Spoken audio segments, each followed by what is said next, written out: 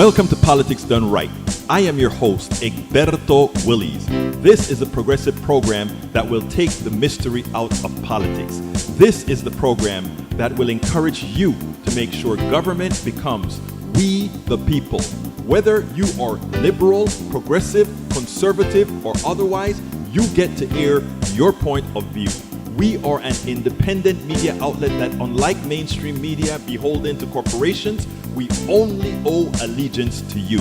Remember, you can also send me a tweet at EGBERTOWILLIES. That is at Egberto Willies. Let us engage. It is Politics Done Right. Well, folks, welcome to one more edition of Politics Done Right. I'm Egberto Willies, your host. Thank you so kindly for being a part of the show. I must admit, I'm extraordinarily, excruciatingly late in getting all the pieces for the show together. And as we speak, I am still doing it. But you know what? That's okay. That's okay. Because I know if any mistakes come up here, you guys will be forgiven. Or you'll be forgiven of me, I guess is what I should say.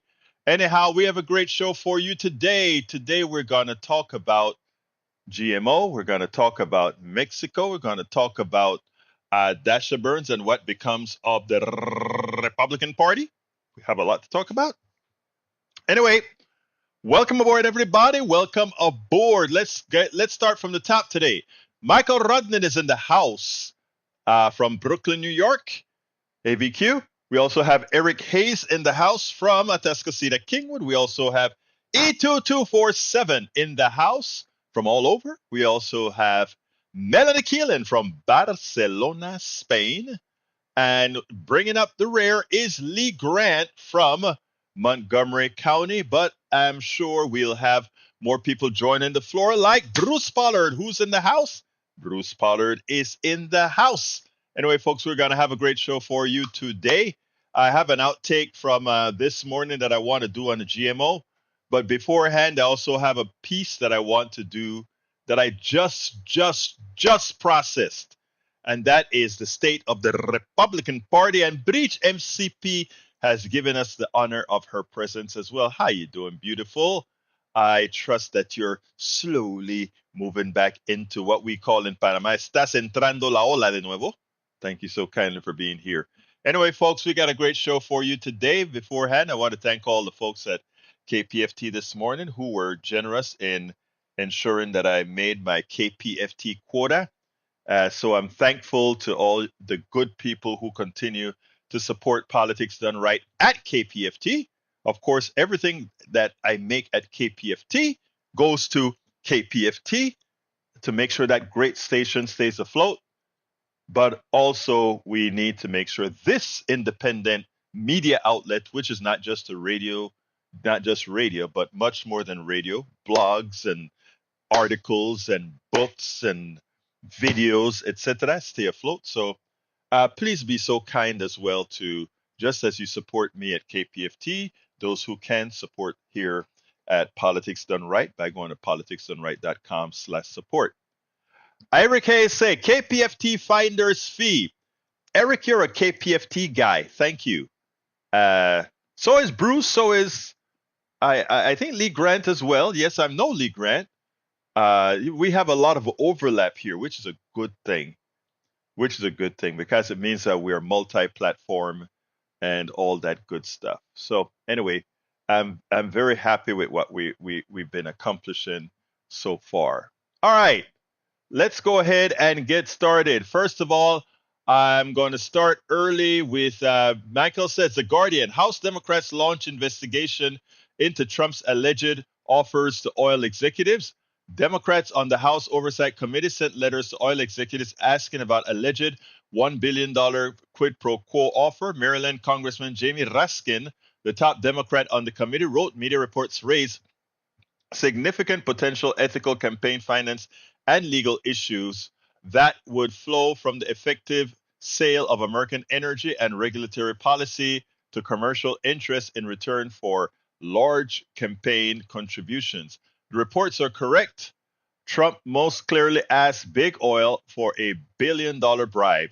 The Supreme Court, during Citizens United, specifically said that the appearance of corruption required quid pro quo, this for that, and that's exactly what transactional Trump pushed. Yeah, but the Supreme Court is owned by Trump, so nothing's going to come of it, but we need to make people aware of it. That's what we do. Like I told folks at KPFT this morning, we don't need to run scared. We don't need to try to keep getting at Trump. We need to beat Trump. We need to let the American people are going to have to save themselves. We, the people, can't depend on a corrupt court to save us. We can't depend on a corrupt legislature to save us. We got to uncorrupt these systems. And the way we uncorrupt these systems is to vote them out of office before we get extrajudiciary powers that pretty much stops us from executing democratically. So, folks, don't be scared. We have to go out there and beat them. You have to beat them in many ways. You have to beat them at the ballot box. You have to beat them by educating the people who thought they believed in these evil folks. Our job here right here in our chat is to finally get through the heads of folks like Eric Hayes and Mike Sisek and brother Ryan. We have to get into some of these people's heads and let them realize the dangers that a Trump type style government that many other Republicans are speaking about are a clear and present danger. I'm going to play a little piece that talks about the party after Trump in a little bit, but let me continue reading some of the things that you guys have posted. Let's go ahead and read. Today, one of our board of directors at the local station board said, every day we should make mention of what's occurring in Gaza. And I think he's right. The systemic destruction of a people in Gaza has to be talked about. The destruction of infrastructure, the destruction of schools, the destruction of hospitals, the destruction of mostly of people, women, children, men that have nothing to do with terrorism. The constant having people live like animals on a beach, no sewage, no potable water. That is misery compounded. When a few miles down the road, we have Jerusalem and Haifa and Tel Aviv, with people going finely to drink their coffees and live a leisurely life, with a few rockets coming here and there from the people trying to make a statement as the Iron Dome that we protect all these cities with never get them through. Folks, my friend was right. Tori Mercer, you're absolutely right. We need to talk about it. And somebody in our chat always reminds us with the numbers that he brings. Thank you, E2247. And the numbers that E2247 is bringing us today goes as follows. Day 222 since 7th of October 2023.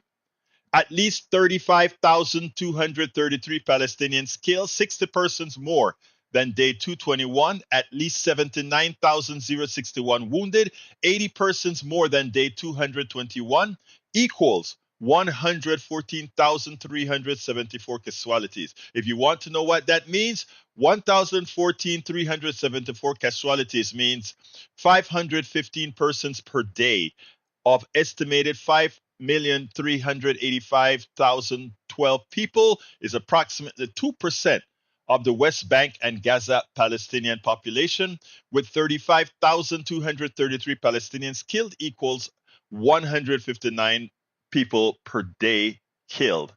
38% are kids and women. If those numbers don't give you pause, were U.S. to be in the situation of Palestine now, 222 days into genocide by Israel, U.S. has proportional killed and injured a total of 7,145,697. That's approximately 2% of the United States population. Those are prescient numbers. Thank you for putting that out, E2247, over and over again. We need to make a meme of that every day. Maybe I should consider memeing that every day, because that there is flesh, bones, and blood behind that. It is antiseptic to talk about it, but it's real. It's antiseptic when we look at the numbers that you're talking about, E2247, but it is real. And I think we should name it day in, day out, day in, day out. Bridge MCP is in the House. She says House Republicans aren't yet done with Cassidy Hutchinson, January 6th. As Republicans drag Hutchinson January 6 experiences back into the spotlight, the GOP doesn't appear to appreciate the political risk it's taken. The endeavor would be led by Representative Barry Laudermilk, a Georgia Republican who faced some awkward questions about a controversial Capitol tour the day before the riot, who told the public that he intended to determine what really happened on Jan 6, indifferent to the fact that we already know what really happened. These guys are not living in a delusion. They're trying to create a delusion. They know better. That is what fascism looks like. That is what it looks like. Doing the evil and then lying about who did that. I killed you, but who killed you? That's what it's all about. Thank you for that, Bridge MCP. Bridge MCP said, wait for debate coming up. New rules like no audience and stop mic when your time is up. Ha! Rump agreed to we shall see. I doubt if he'll accept that. And even if he does, he will run and run from that. Michael Rodriguez says, Egberto, the only way to uncorrupt the system is during the Democratic primary to vote in anti-corruption candidates. And I agree with you. For most states, that ship passed. The corporate corruption over our government continues to rot and fester. Not completely, because in red states, there are Democrats running who we believe don't have a chance. But if we go ahead and flip the switch, just maybe some of them are going, not maybe, I know some of them are going to get through. Carl Cox says, the American voters need to vote the conservatives out of office, whether they be Republican or Democratic conservatives. I agree with that, Brother Cox. Otherwise, democracy is doomed in America. Michael Rudden says, leak kind of nuts. Conservatives will vote for criminals if they have an R next to their name while espousing law and order. And we have examples of that, right? Right here in Texas, Ken Paxton. Ken Paxton is a criminal, stock market criminal. Also, he threatened people in his office, criminal. Also, we can go on and on and on. And he got reelected again. So yeah, you're right about that. We have the evidence to prove it. Okay, let's see. Para ver. Eric Hayes, over 100K died of cartels via fentanyl. True. Now, nobody, and this is where personal responsibility should come into play. There used to be a time Republicans would always use that term, personal responsibility. When during the 60s, the 70s and 80s, and during the 80s when we had all these laws to lock up the crackheads, right? Crack was something predominantly used in the black community. We didn't treat it as these manufacturers of the precursors to crack being the people that we need to execute and kill, and we need to get to them. We simply threw a whole lot of black kids and brown kids into jail. Their drug of choice was crack. Crack, the same sentence for the same amount of crack versus cocaine, which was mostly used by others, was 4 times as much as I recall. So your criminality for using the same amount of crack relative to cocaine, which is by the way the same substance, they threw you into jail, threw the key away. It wasn't an illness then. It was not something wrong. Eric, I don't remember people like yourself saying, we need to go ahead and get the manufacturers of these precursors to crack and cocaine. No different than fentanyl, right? We didn't see that. Nobody was out there trying to say, get those people. We're locking up a whole lot of these other folks. But now, fentanyl is in Appalachia. Fentanyl is everywhere. And it's a drug, cheap drug of choice. And what happens? Oh, now we feel the pain, and we should. But it's amazing the dichotomy. Drugs are something that's initially taken voluntarily, and then your drug becomes, your body becomes addicted to it, and you'll do anything to get it. Personal responsibility. That's what you told the crackhead. So the fentanyl head should have personal responsibility for the drugs that they've taken as well. Remember that. Bruce says, so Eric, who is responsible for the fentanyl deaths?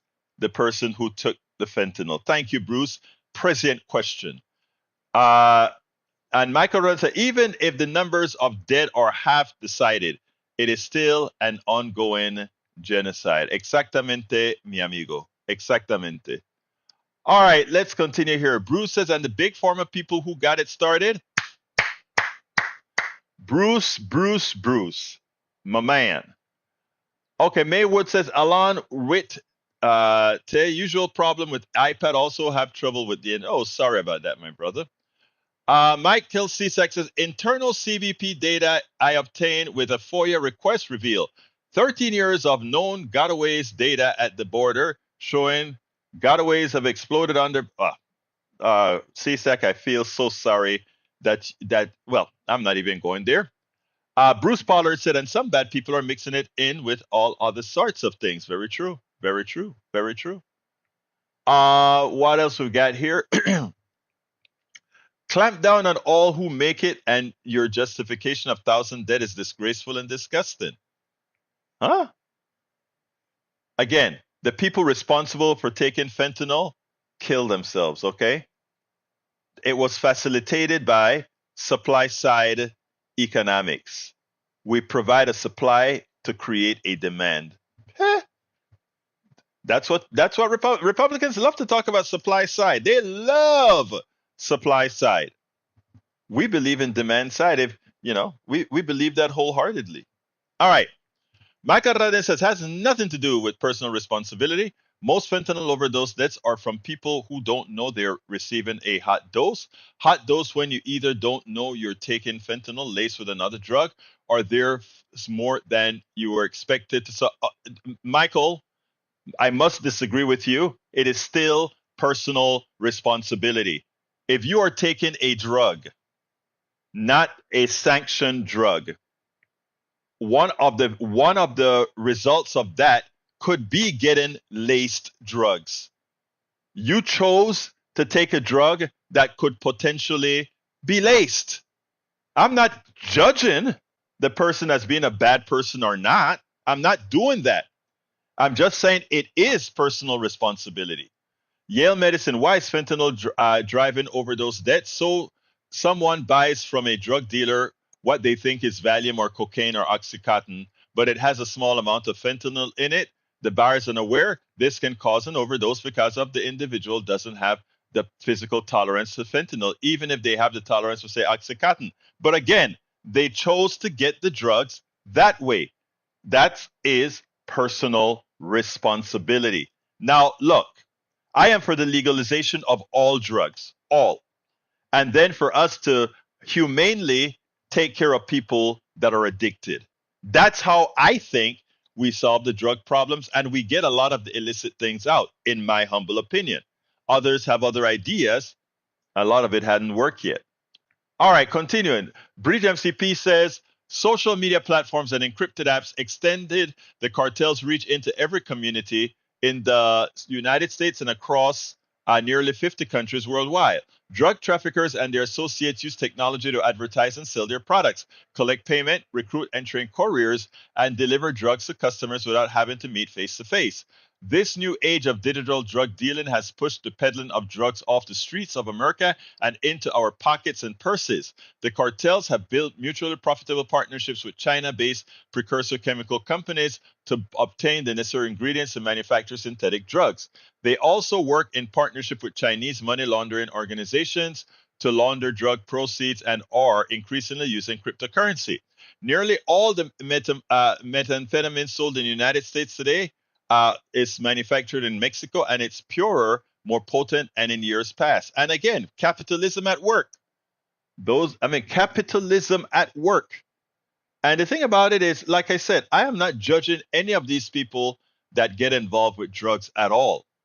I know a lot of people who do. When I was in college, I remember folks coming to my house and doing coke. I would tell them, to each his own, but do the coke on the outside, please. It's just not my thing.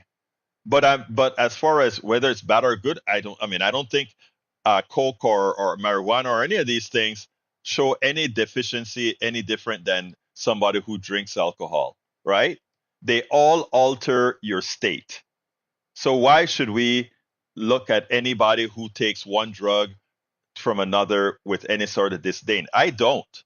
But I do say the person who drinks alcohol, personal responsibility. The person who takes coke, personal responsibility. The person who buys drugs on the outside without any sanction, with no controls, personal responsibility, in my humble opinion. All right. Let's see. Bridge MCP says my neighbor on off oxy got it laced with fentanyl. He died. He did choose the oxy. Didn't know it was lace. I know he didn't know it was lace, but where did he get it? Right? I imagine it was off. It was gotten from a pusher or something like that, right? That's a choice. Harry K says politics and right. People who took school loans, choice like your justification of fentanyl. So pay your debt off. Look. That's a very good comparative statement, Eric. I agree with how you said that. The thing about it is, those people who took out the loans, they are still alive. And I'm saying that since I don't agree with the way the loan system has worked, I want us to have policies to forgive them. Okay? It's that simple. If that person who take fentanyl didn't die but got sick, I would want to take care of them. So while the choice question on the surface seems like a congruent argument, it is actually a rather silly argument or a silly rebuttal.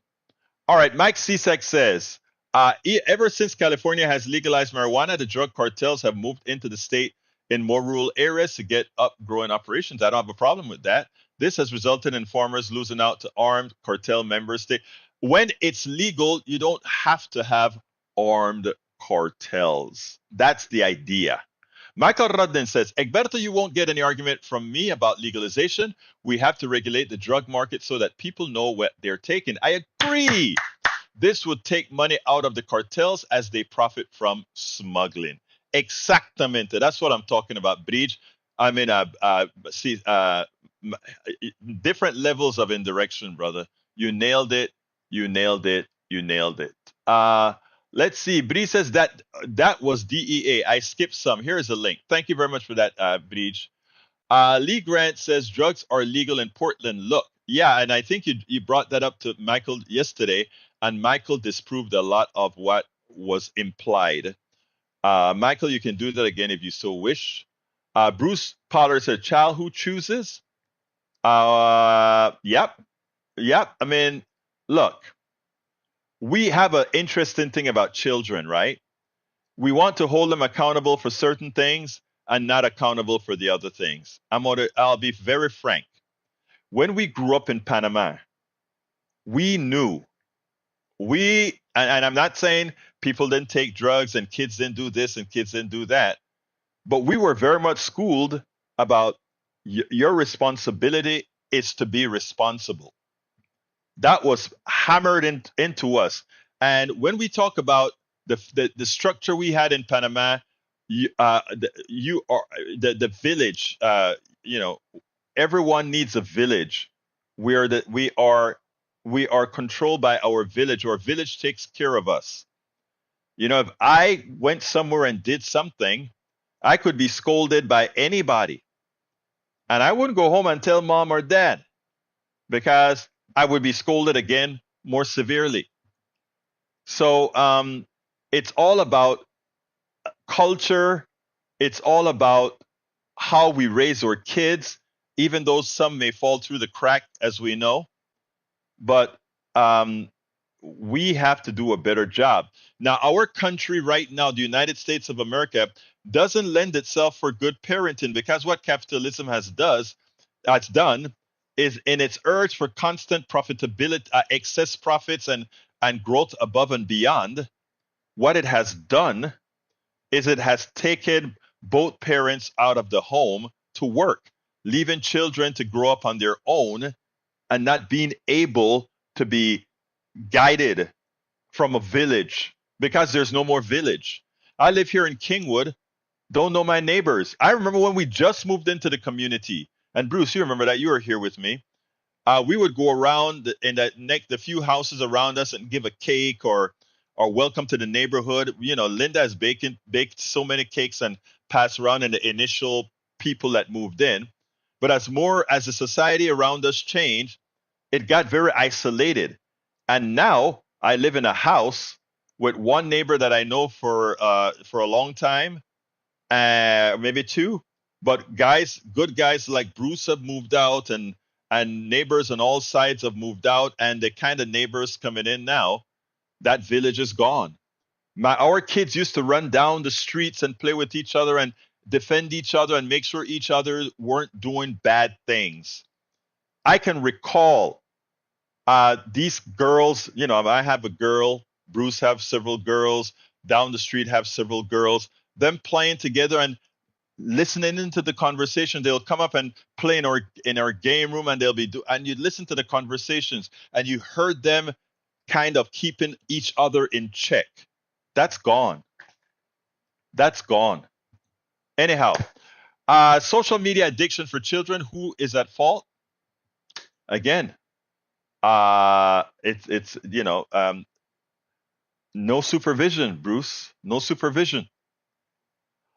All right, Michael Radney says, do teenagers and young adults know they're gonna be paying double for student loans debts what they borrowed? Don't know. Figure that's not a worthy comparison to people buying drugs from pushers. It's not. Egberts is a cartels are stealing land from farmers. They aren't buying it. Okay. If we know that they're stealing land from farmers, it's not hard at all to take it back, right? It takes a village. Hillary Clinton's book. I remember that, Bridge. I remember that. Eric Case's accountability is gone now, starting 2021 in its new way, with everything from crime to living to health. Again, crime rate is down. You can wish it higher, it's down. Okay? But again, you can't help. You can bring the water, you can't ask the horse to drink it. All right, let's see what else we have. Michael Radin, ever since the 2009 Democratic bill that reformed the student loan system, all college loans are made through the federal government. This means students are no longer able to file for bankruptcy and get rid of student loans. It was Democrats who screwed students over. No, it wasn't. It was. Let's be clear here. All right. Student loans you could never get from under, and even it's a private loans, kind of like student loans that you could get under. But that's another story. You're simply wrong in that analogy, Mike Cisak. Completely.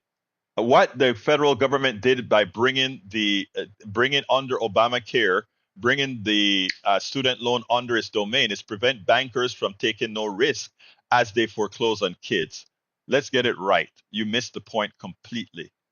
Let's see what else we got here. Go on. Okay, I tell you what. Let me go ahead and We come low trust. I don't understand that, Lee Grant. CSEC, you're absolutely wrong. You're not just wrong. You're absolutely wrong. When we had the private sector inside of the student loans, what actually occurred is bankers, if the student defaulted on the banks, The federal government still made the private banks whole. Still, they charge high interest rates for these loans or to administer the government loans. Please, the bankers were or do what bankers always do. They're parasites. Look it up. It's not something you can't find. Okay, we've become low trust. Okay, I got you. All right, let's listen to what happened to the Republican Party here, and then we'll take it on the other side, my brothers and sisters. In this short clip, MSNBC correspondent Dasha asked a present question about the Republican Party after Trump. And it's important. I want you to listen to this, and then I want you to listen to a short snippet of what Charlie Dent, former Republican congressman as well, had to say. Check this out, and then we'll hear it on the other side. This begs the question for me, which I often wonder, especially after I talk with voters, because Trump has engaged so many people in this way. We haven't seen a candidate do in a long time. But what is the Republican Party after Trump? What does it look like after Trump? Because so much of the infrastructure has been built around him. So much of the ideology has been built around him that once he's gone, no one is Donald Trump. No one can replicate that. And so what does the Republican Party come to stand for when you've brought in all of these new voters, but really on the basis of what one man has done? Where do you go from there? That's a good question, Charlie. But that's partly why we set up this Republican Legacy Initiative, because we want to talk about the party after 2024. What are enduring principles? I mean, for example, on free markets. I mean, Republican Party right now, at least under Donald Trump, it's all about high tariffs and price controls. I mean, it's almost indistinguishable from the Democrats. I mean, there's an issue. It's an argument that that Republican Party doesn't exist anymore. Well, no, but I'll tell you what, though. But on foreign policy. Look how they've changed on fiscal matters. I was about to say look, most Republicans, peace through strength, they support allies. They think it would be horrendous to surrender Ukraine to Russia. Plenty of Republicans feel that way. You got to remember, 20% of Republican voters are still voting for Nikki Haley, and she's been out of the race for weeks. That is such a good point. They're still voting for, even in primaries yesterday. They're looking for an alternative. Here's the deal. They picked up on something that's very important, and that is right now Donald Trump is the leader of a cult. The people who support Donald Trump, it doesn't matter what Donald Trump does. There are two groups of people: one that are devout cultists, and the others that will simply want Donald Trump there because of the financial benefits they think they'll get from him, and because of the innate hurt or hate they have for a particular sect of the rest of the American population. So those are two distinct groups. The question is, when there's no more Donald Trump, what happens? And that is what Representative Charlie Dent is asking. What happens? There are some of us Republicans that are trying to build this. Was as Katie told them earlier. Katie Tur said the problem is currently there is no Republican Party, and until that is understood by all, until they get that Donald Trump successfully destroyed everything that was conservatism, everything that was Republican Party, and then simply turned it into a transactional entity for the corporate state, which means it's now will migrate into a fascist entity. And it has nothing to do with values. It has nothing to do with policy. It has everything to do with what this corporation or these corporations or these groups are willing to pay the government for, meaning the politicians, to make sure and effect the will of these people at the expense always of the average American citizen. That is what we are becoming, or that is what the Republican Party has become. And after Trump unleashed it, and then after he leaves, that's a carcass that's going to be left. Unfortunately, that stinking carcass will still have an existence for some time. We better be careful. We better vote right. We spend a lot of time deconstructing the news, trying to parse it into a form that everybody can understand. We try to find those little nitpicks where it flies above the fray, etc. If you really like these videos that we do, I want to ask a big favor. Please go ahead. Number one, subscribe to our channel, and number two, please join if you can. Thank you so kindly for watching. Keep watching. Please remember to share. We must populate the entire internet with our progressive message, a message that we know is what most Americans say that they want. So help us, please join. All right, Mike Cisak, Mr. Rudnin gave you the definitive document with dates, with the particular pieces of the law that tells you the different changes in dischargeability of bank loans. That is black and white, that you can go ahead and check yourself. If you continue to argue about that issue with Brother Rudnin and anybody else talking about the dischargeability of student loans, it proves your inability to take facts and completely makes anything that you state, my brother, not only suspect, but generally not worth considering without complete and entire checkmating.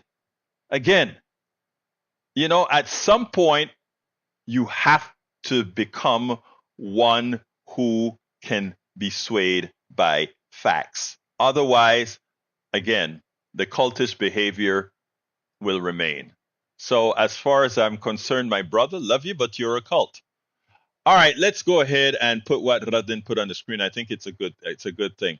Trump's fines and settlements over the years. Oh, wow. Let me see what that has to say. 750K antitrust lawsuit, Valley, 750K defamation. Wow.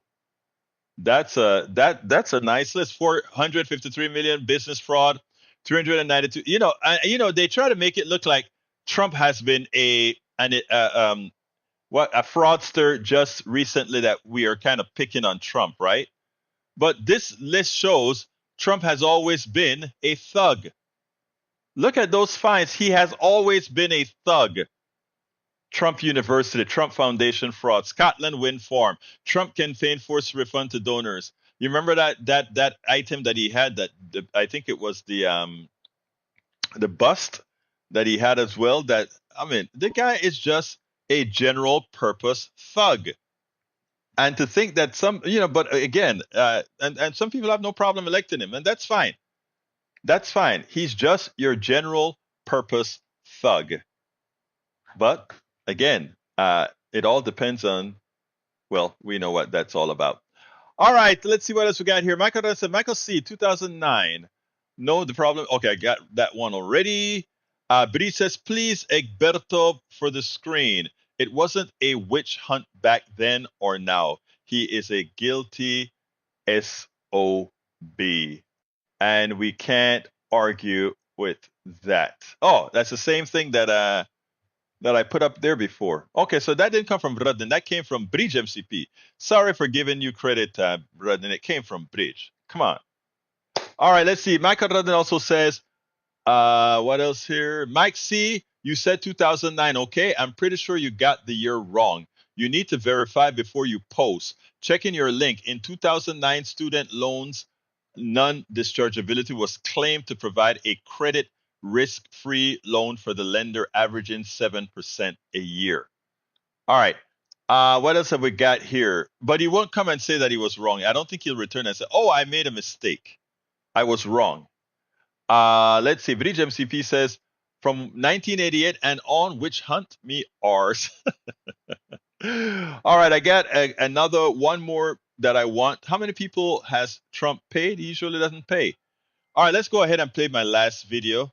It's a piece that I did this morning. Let's get busy.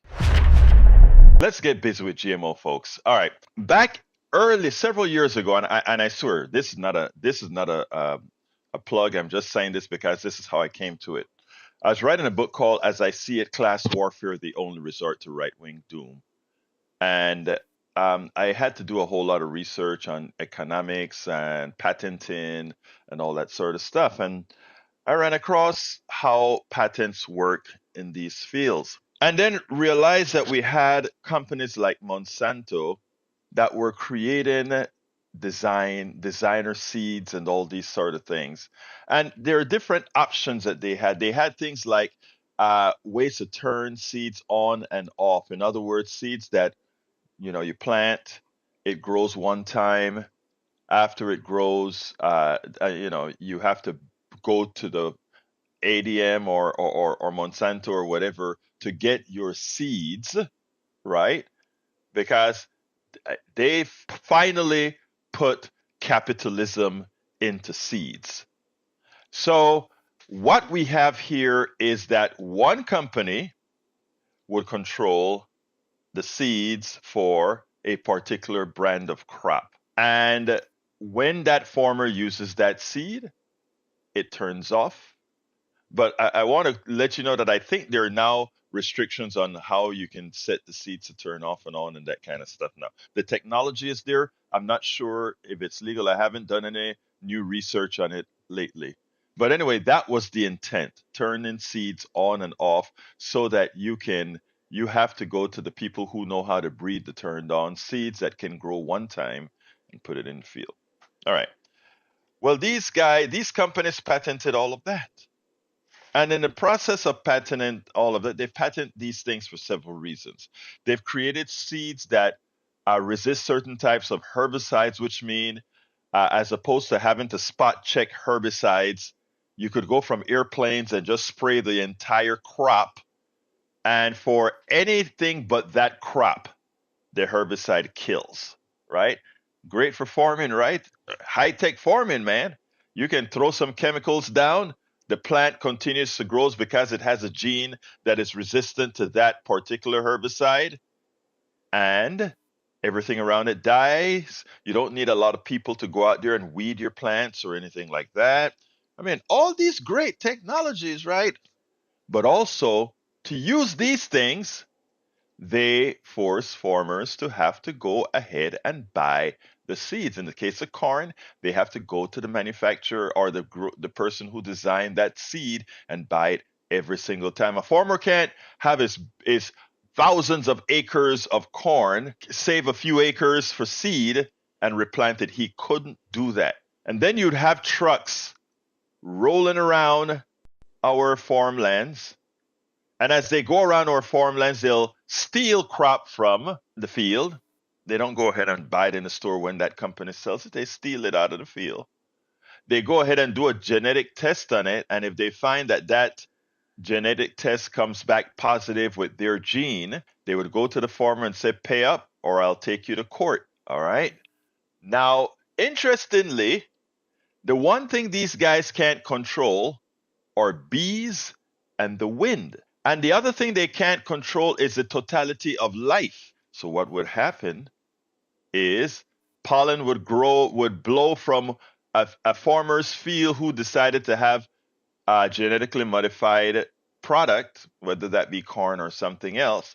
And that pollen would be carried by bees or the air to that other farmer's land. And then that farmer next year's crop or even this year's crop would have the gene from the other farm. And what happens then?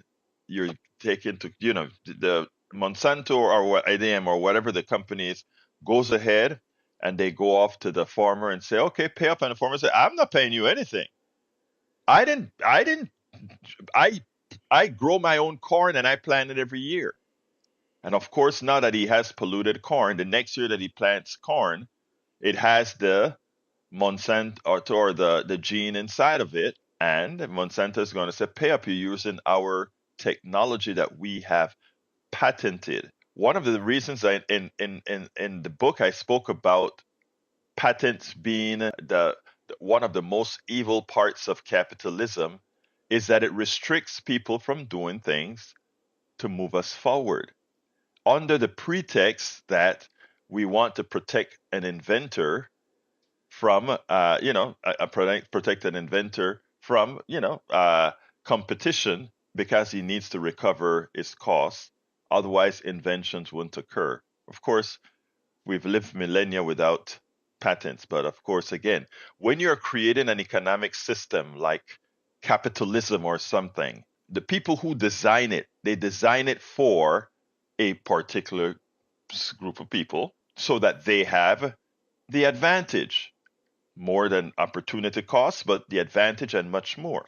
So going back to the seeds, these guys go ahead now and sue the farmer. And we have several cases both in Canada and the United States. The one thing about it is every single time, or just about every single time, the farmer loses in court because we have a court system that really protects the corporatocracy and they have the patent law behind them.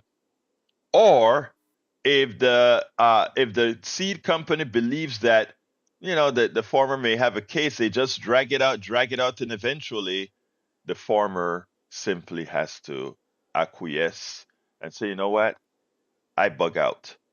I can't afford to fight these big food companies.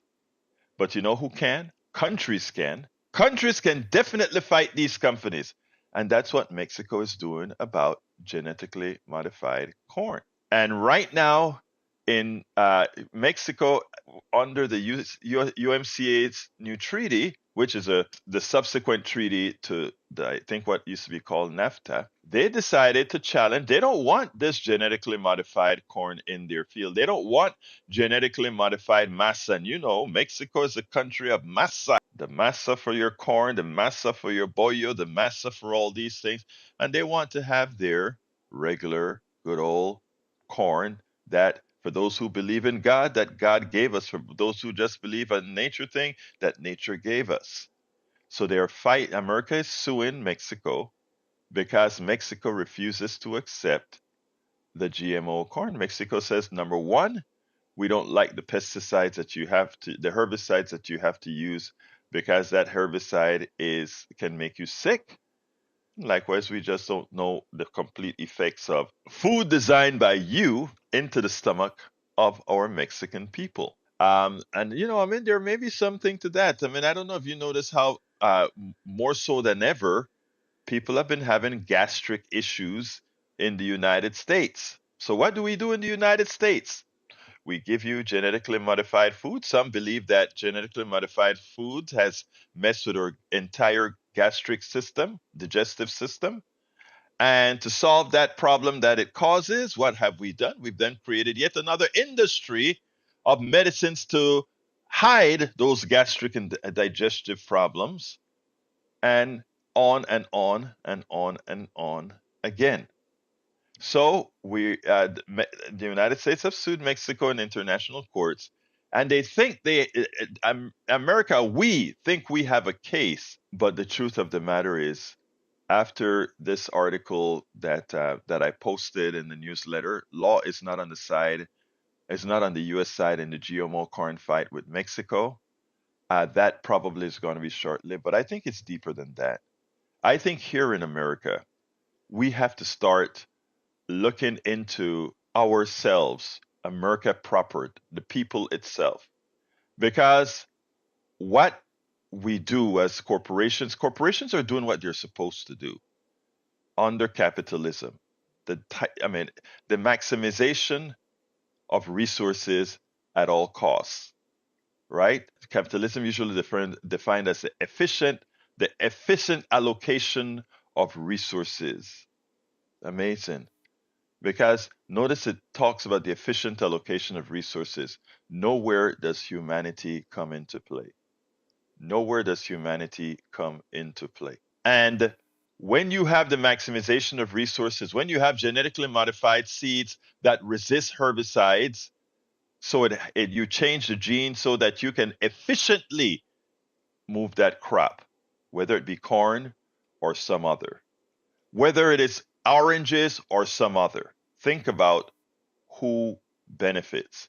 And by the way, in their graded communities, those plutocrats can grow their own not genetically modified food.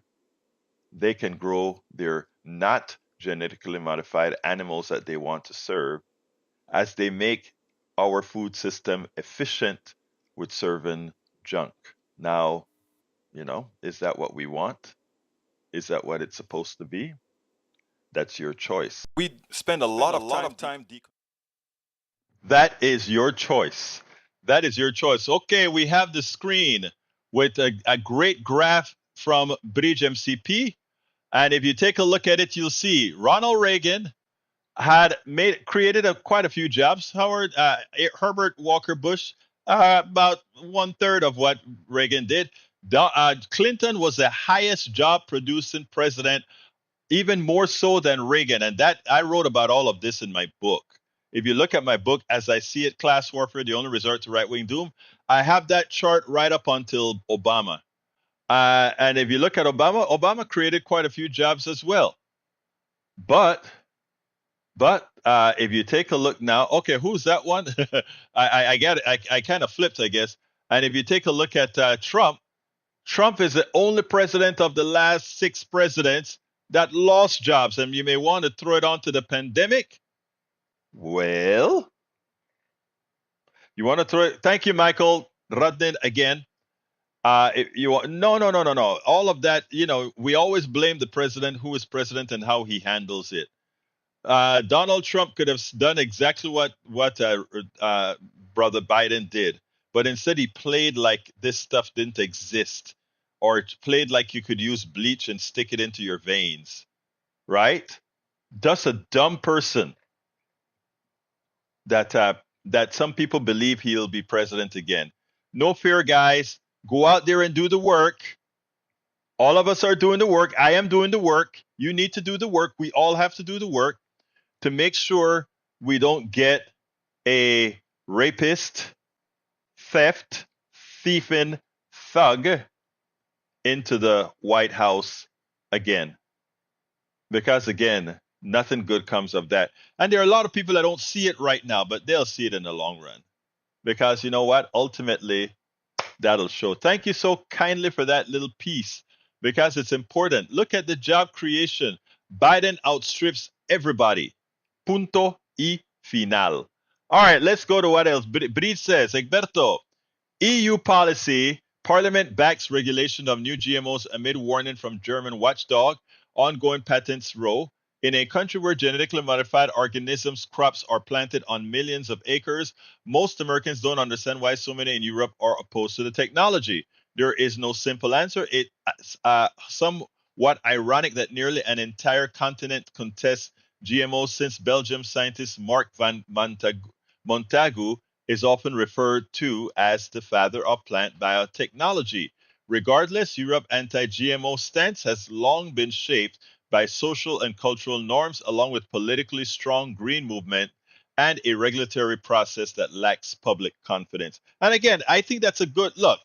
Nothing that corporations do should be trusted ever. Because again, the model of the corporate structure is the maximization of profits for the shareholders at all costs. Look, I didn't say that. The new father of capitalism, Milton Friedman, said it. And Smith talked about it. So let's be clear here. When I talk about you should always have checks and balances and regulations for corporations, and that is to protect corporations from the innate inhumanity of what a corporation represents. Because your value a corporation has no calculation for humanity in it. Remember that. We have to put the humanity into the laws that corporations must follow. There's nothing special about that, or I'm not saying anything that one should take any way other than appropriately. Okay? All right, let's see. Let's continue here. Let's see if I have anything else of import to read. I swear conservatives who want to troll, own the libs, and sadistic laugh about it as their country and world burns around them might be the end of us. No, Mike. I'm going to tell you the same thing I told the guy at my buddy Harry at KPFT. We don't talk like that. We make the change. We do what is necessary. And let me just tell you, all of you guys that are supporting politics done right, you know how much you guys have allowed me to do? By the conference that I go to, the books that I write, the blogs that I write, the videos that I'm able to sit down here 16 hours a day and put all of this together. Those of you supporting this endeavor are doing your part. Those of you sharing are doing your part. This is a complete effort that doesn't happen overnight. The one thing the right wing has is persistence. The reason why a Mike Cisak can be so confused is they hammer this stuff into Mike day after day after day after hour after hour after hour. If they did that to you as well, eventually you will crack. You may take a bit longer to crack than Mike did, but most people crack. I started listening to Limbaugh to do that psychological test. And even though I had full control of my senses, there are times that a repetition that came out of Limbaugh would accidentally come out of my mouth in a time of not thinking. But I could always recover because I have a thought process. So my brother, Senor Rodnin, they are not going to be the undoing of us. We are going to succeed despite, I repeat, we are going to succeed despite those who continue to be willfully ignorant. So, brother, let's stay positive. Whoops. All right, it's time for my ending of the show. We're a little bit late. Time for our ask. I want to ask everybody to consider supporting the program by going to politicsdoneright.com/support, where you'll find all the links to support the program. I want to also remind you that we're looking for patrons and newsletter subscribers. You can become a patron by going to politicsdoneright.com/patreon, politicsdoneright.com/patreon, and patron is spelled Patreon. People like that are scared, racist, and willfully ignorant. Yes, they are. But you know what? They can break out of every single one of those descriptors you said there. If you listen to my morning show, you can see in real time some of our right-wingers changing in real time. So please visit our Patreon, politicsdoneright.com/Patreon. Also, please go ahead and consider getting our books. You can get our books at politicsdoneright.com/books, politicsdoneright.com/books. One of the things that we're pushing right now is to become paid subscribers of our newsletter.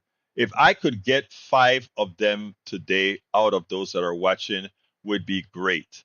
Let's see. Michael says, Egberto, the mark of intelligence is the ability to entertain an idea without accepting it. That said, some horrendous ideas seem to act as mind viruses to change behavior once learned and internalized. The right-wing bubble is one example. Religion is another. I couldn't agree with you more. All right, folks, let's go ahead and support the program by becoming subscribers of our newsletter. I want to ask you kindly again, go to politicsdoneright.com/newsletter, politicsdoneright.com/newsletter, and subscribe to our newsletter as a paid subscriber. You get a morning email with what the program is going to be that morning, and every so often you get some more blogs that I'm writing as we go along. Anyway, folks, I got to get out of here. My name is Egberto Willies. This is Politics Done Right, and you guys know how I end this baby. I am what? Out!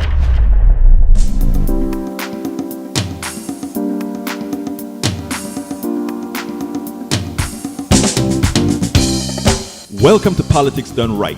I am your host, Egberto Willies. This is a progressive program that will take the mystery out of politics. This is the program that will encourage you to make sure government becomes we the people. Whether you are liberal, progressive, conservative, or otherwise, you get to air your point of view. We are an independent media outlet that, unlike mainstream media beholden to corporations, we only owe allegiance to you. Remember, you can also send me a tweet at EGBERTOWILLIES. That is at Egberto Willies. Let us engage. It is Politics Done Right.